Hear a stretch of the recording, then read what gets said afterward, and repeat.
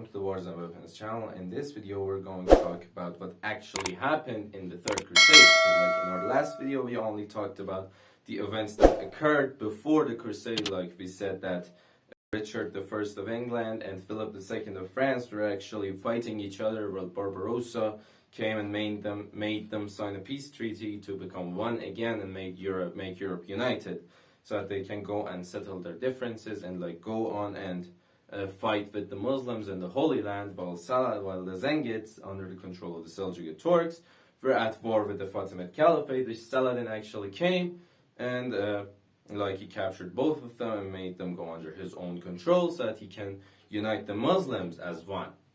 So after that, like the European kings, these three actually started their own crusades. Such as like just the Second Crusade, I said that Conrad III, the king of the Germans, actually decided to go on by land, while the kings of France and England decided to go by sea.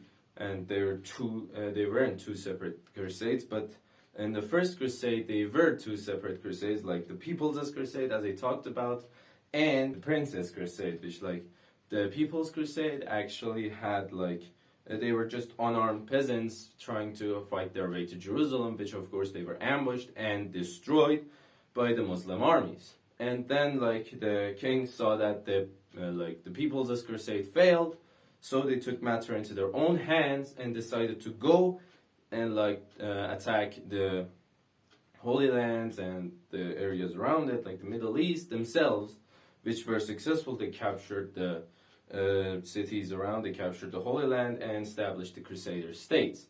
But in this, in here, just like the Second Crusade, the Germans, Fredrick Barbarossa, decided to go on by land, while Philip and Richard actually decided to go on by sea in order to go to the Holy Lands. And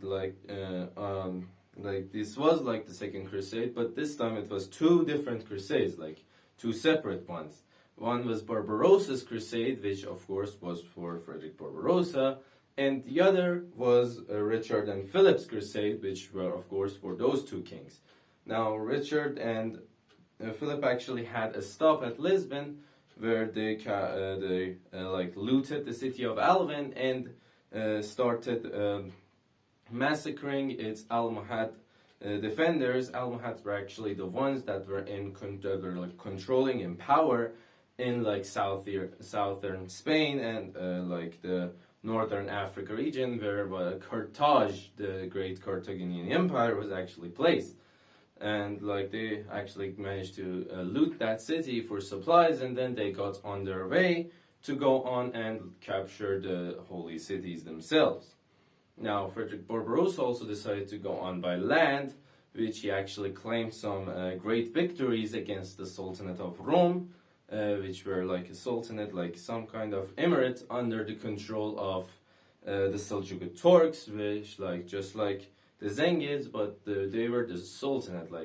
They weren't under the control of a single family, like the Zengids were under the control of, Imaduddin Zenki, as I just said. It's not just, as I said in my video about the Second Crusade. But the Sultanate of Rome actually managed to hold firm more than the Zengids, and actually had to fight with Fredrick Barbarossa, which they actually did. But Fredrick Barbarossa won the fight until he unfortunately drowned in a river, and this army of around 12,000 soldiers to 20,000 soldiers actually just separated. Many of the German crusaders actually decided, now I am fighting.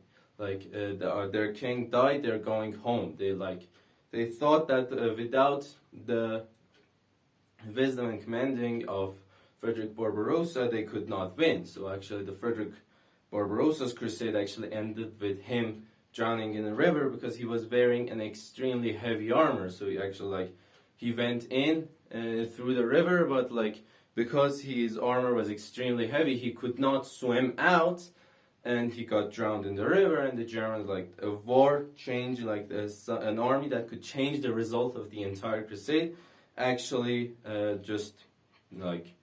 dispatched, their king drowned, alright, we're going home, goodbye. At that same time, Philip and Richard actually had their ships landed around the Holy Land, and they managed to siege one of the cities, which Saladin quickly responded. Now, we don't get to talk about the siege, unfortunately, in this video, but we will definitely talk about it later on in maybe another video. So, I know I didn't tell you anything valuable in this video, but anyway, thank you for watching. Make sure to like the video. We're extremely close to 100 subscribers, so make sure to hit the subscribe button. Thank you for watching again, and stand by for the next video.